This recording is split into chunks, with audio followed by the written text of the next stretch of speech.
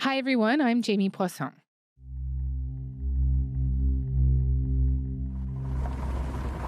In Central Texas tonight, a catastrophic flood emergency. At least 13 people. The flooding began in the very early hours of Friday, July the 4th, when most Texans were still asleep in their beds. The massive rainfall sent water gushing down the Guadalupe River, causing it to rise 26 feet in just 45 minutes. The water swept away cars, houses, and people. One survivor called it a black wall of death. Tonight, battling the heat, mud, and misery, they're looking for any signs of life. Search and rescue teams on the Guadalupe River furiously combing through massive mountains of debris. About 160 people are still missing, and more than 100 have been confirmed dead, including 27 campers and counselors from a Christian girls' camp. Search and rescue teams say they're finding bodies up in trees, including at least one of the girls from Camp Mystic. We found 2 young girls up near the Hunt store, and then about 10 o'clock we found another little girl wrapped up in debris in a tree.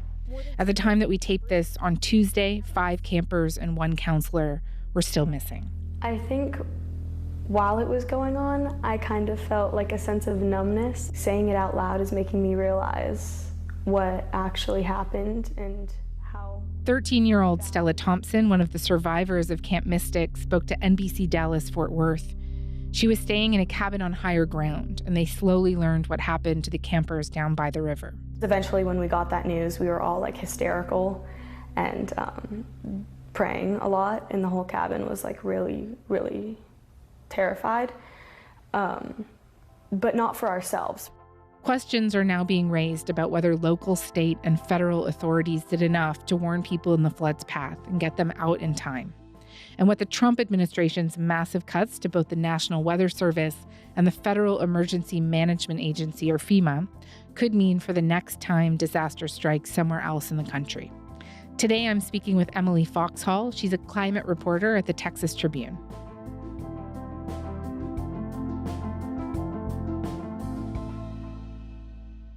Emily, hi. Thank you very much for making the time. I know you're very busy right now. Hi, thanks for your interest.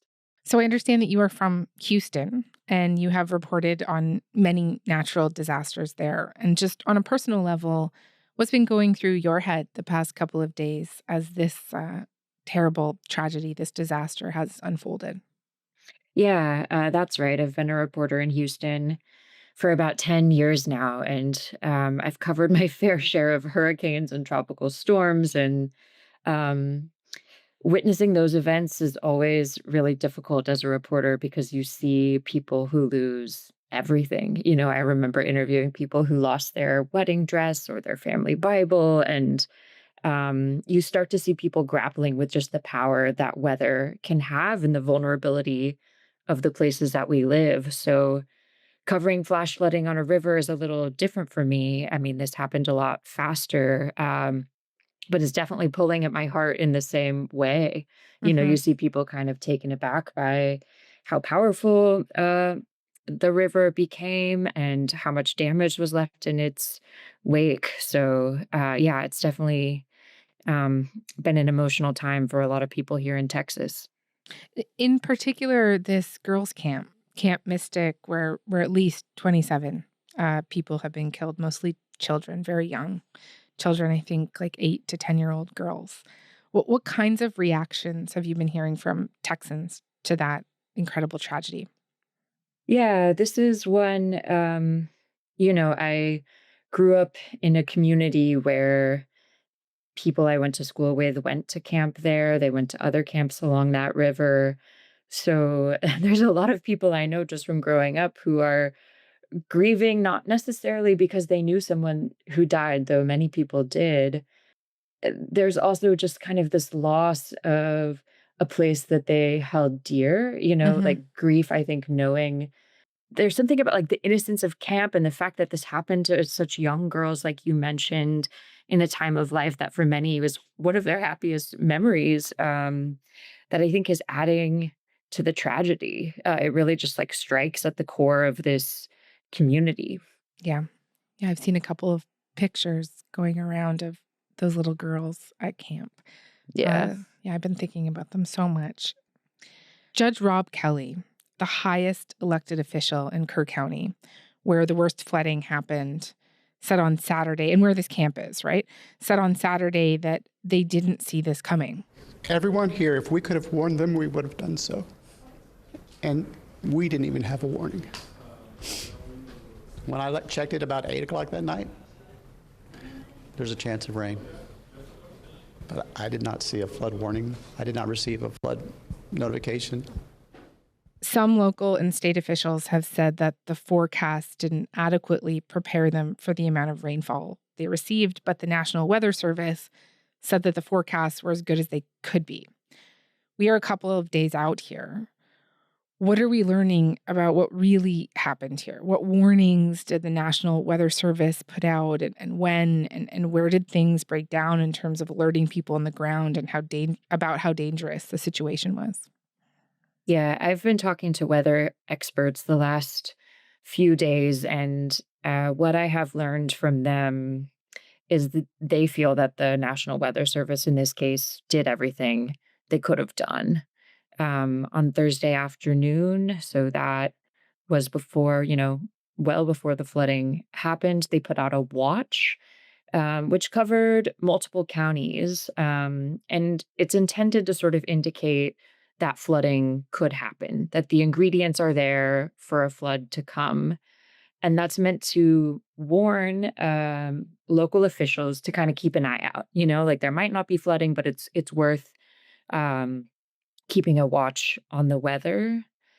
And then it wasn't until late, in the middle of the night at 1:14 that the Weather Service pushed out their first warning. And that's what would have triggered these kind of emergency alerts to go to cell phones and weather radios to begin to alert people that the flooding is occurring or about to occur. And those alerts, sorry, just to be clear, they would go out to cell phones. Right. It's possible that you could turn your cell phone off. You could turn off the warnings on your cell phone so you don't receive them. And it's, a question still remains about who had cell service.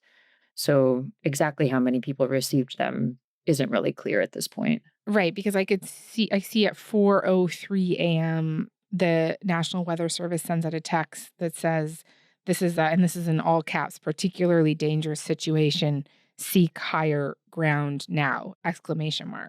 But it's possible that many people wouldn't have seen that because it was at 4 a.m. and also because they might not have cell service or had turned off their phones. Yeah, I think to me, where I have just been really trying to ask a lot of questions is, if this first warning went out at 1:14 in the morning and the first reports of water across low water crossings came in around 4:30. So the Weather Service has said, that's 201 minutes that elapsed between the first warning and the first reports of flooding. And we have so many questions about what was happening in that time frame.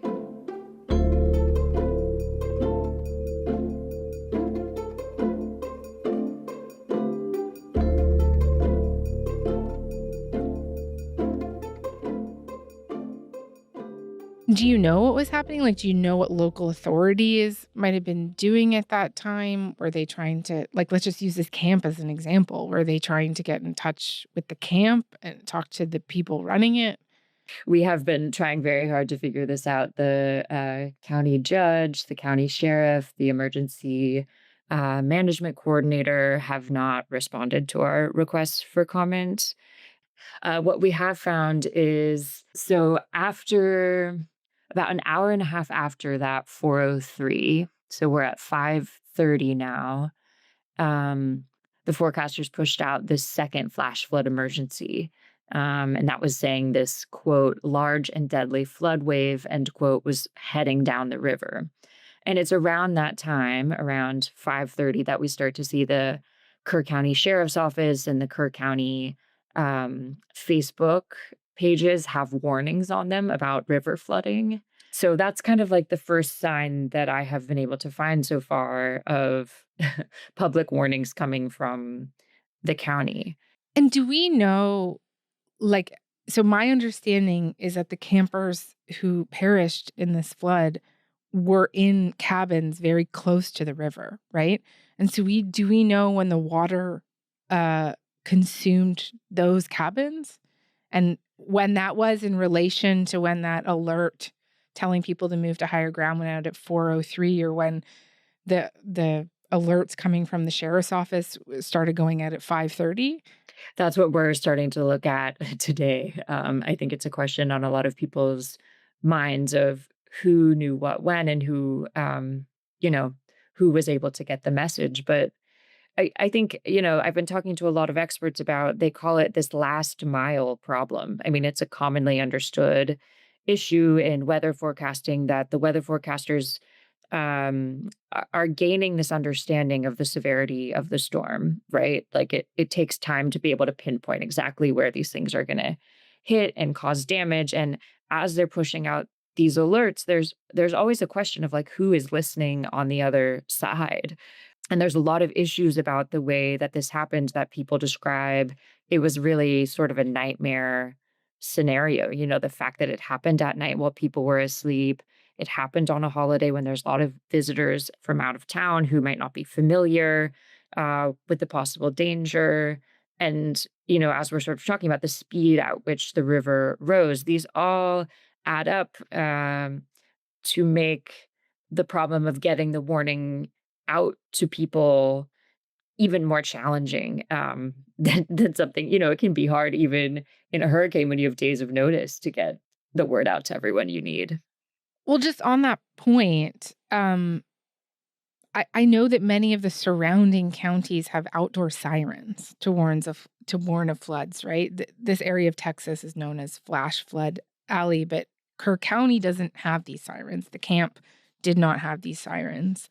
And Judge Kelly from Kerr County told media that it's something that's been broached many times, but they haven't gotten one because, quote, taxpayers won't pay for it. The Lieutenant Governor of Texas now said yesterday, had we had sirens along this area, up and down, it's possible that would have saved some of these lives. And at another meeting, a different official saying the thought of our beautiful Kerr County having these damn sirens going off in the middle of the night, I'm going to have to start drinking again. But as we've talked about, the warnings that were going out were from cell phones. And just, do people think that a more robust flood warning systems that included sirens would have done more for people there, especially for, again, just to focus on those campers as well? Yeah, I think that's going to be a huge question going forward. It's been interesting for me because I was talking with someone yesterday who said, even sirens might not be enough. Like, sirens are outside, they can go off, and if you're inside, you might not hear them. I've been really interested in, there's weather radios that you can buy that will apparently turn on and just blare alarms at you when these weather service alerts that are severe enough trigger. So those are not very expensive and seem like something that officials might have, or people in the area might want to have. So I think there's a lot of different ways these response systems can look, but clearly in this case, it seems that the warnings didn't reach people with enough time.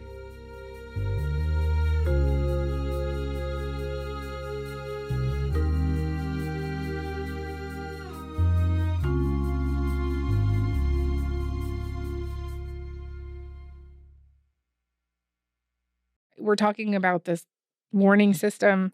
There are a lot of questions around that, but there are also a lot of questions that have been raised around cuts, like staffing and resource cuts. Meantime, the government's climate and weather agency NOAA is laying off 5% of its staff. Now, that's about 600 positions. The agency's after the Trump administration laid off workers and offered buyouts and early retirement packages in order to shrink the federal service. And as you said, the forecast was as good as maybe could be expected.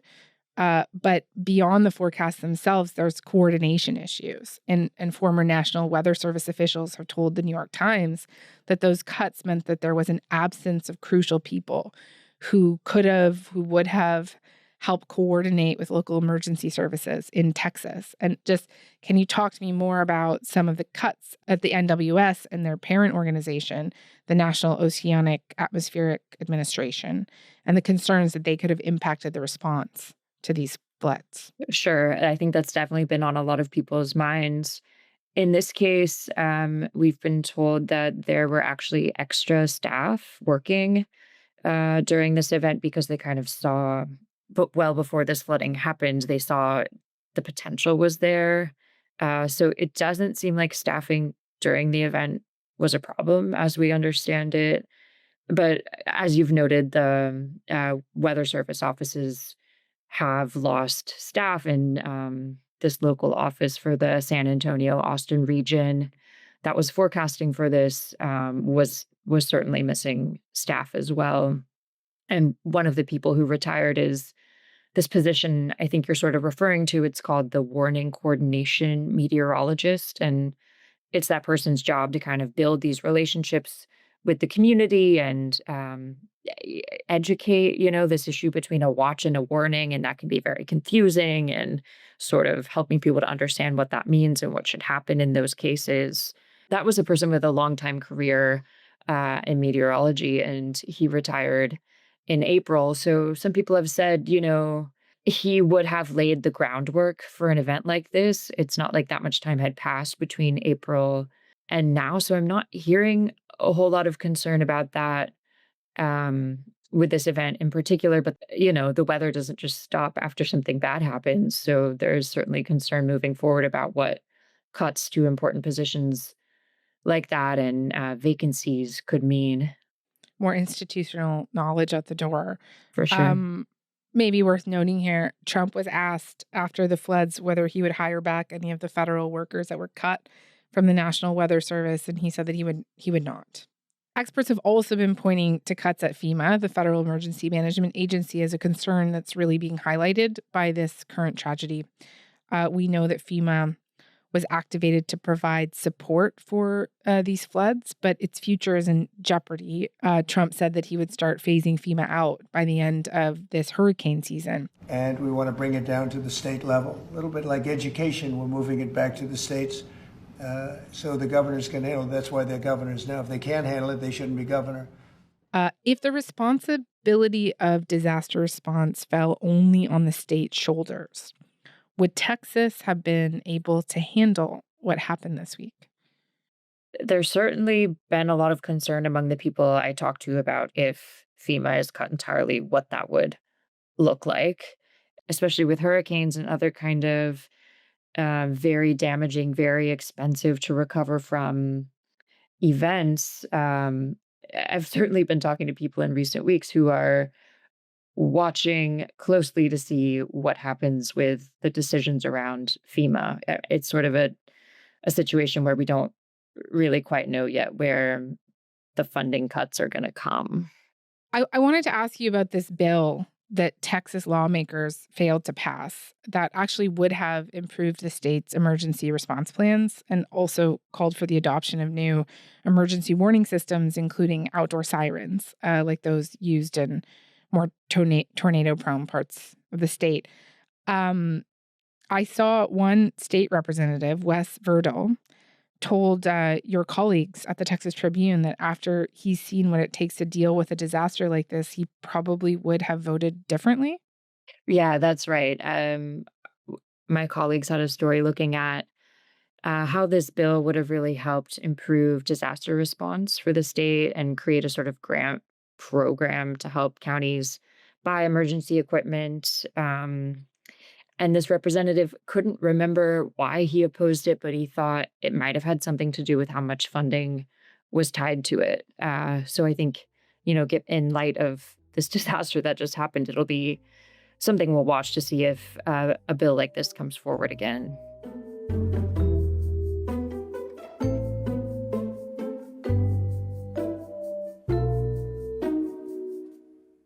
I know I don't need to tell you how vulnerable Texas is to extreme weather events. Texas has had more weather disasters costing over $1 billion than any other state in the country, in the U.S. Just in recent memory, there's been Hurricane Harvey. Tonight, Greater Houston remains paralyzed, a region of 6.8 million people sheltering in place as the flooding disaster unfolds. Hurricane Beryl. Southeast Texas feeling the brunt of Hurricane Beryl now. The rain has been coming down for hours and the winds definitely picking up too. Take a look up at the Widespread blackouts after severe winter storms in 2021. 36 more deaths were added to the death toll, bringing the number to 246 people, most of those from hypothermia. The figure also... And just what makes Texas particularly vulnerable to these kinds of events? Yeah, I tell people sometimes it feels like we're sort of living on the front line of climate change. Obviously, a huge part of the state is along the coastline, including me here in Houston. And climate change is making hurricanes more likely to be stronger. So that adds to the vulnerability here. Heat is another big problem we write a lot about. Temperatures are rising because of climate change. And so, yeah, I think a lot of it has to do with our geography. But as I think more and more people are understanding, there isn't really such a thing as a climate haven.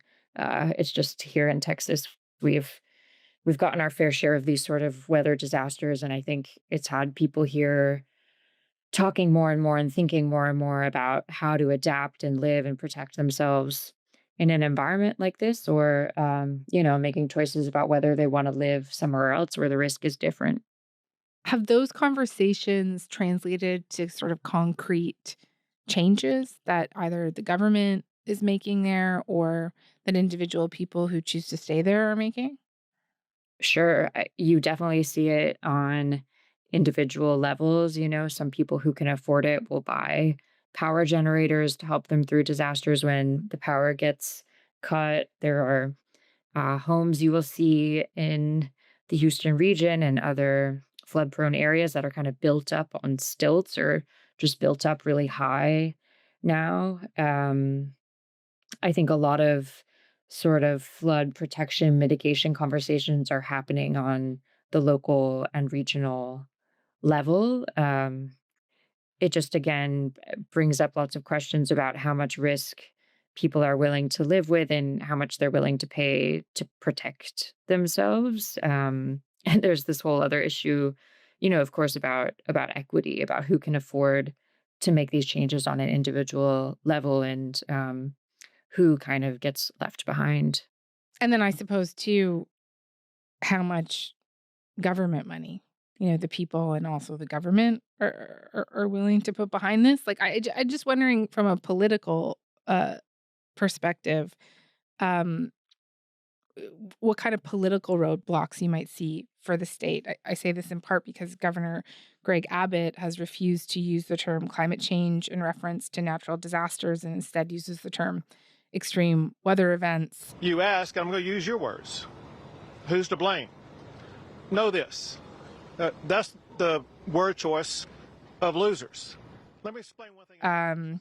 The state has repeatedly resisted legislation having to do with mitigating the effects of climate change. And of course, we talked just now about that bill that didn't pass. Sure. Yeah. Climate change is not a phrase you hear used by Texas legislatures very often. And, sometimes I think it is these weather disasters that sort of get everyone thinking about it a little bit more. So,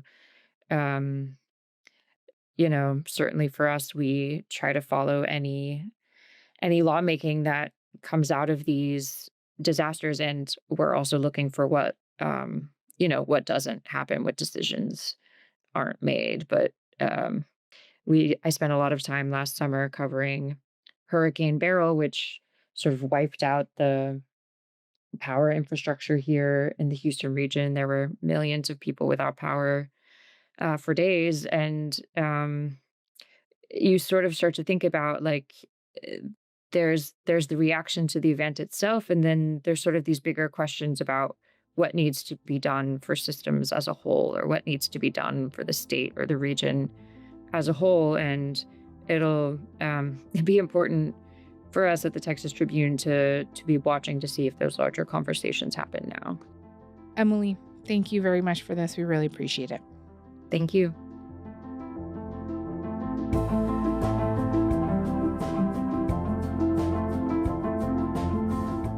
That is all for today. I'm Jamie Poisson. Thanks so much for listening. Talk to you tomorrow.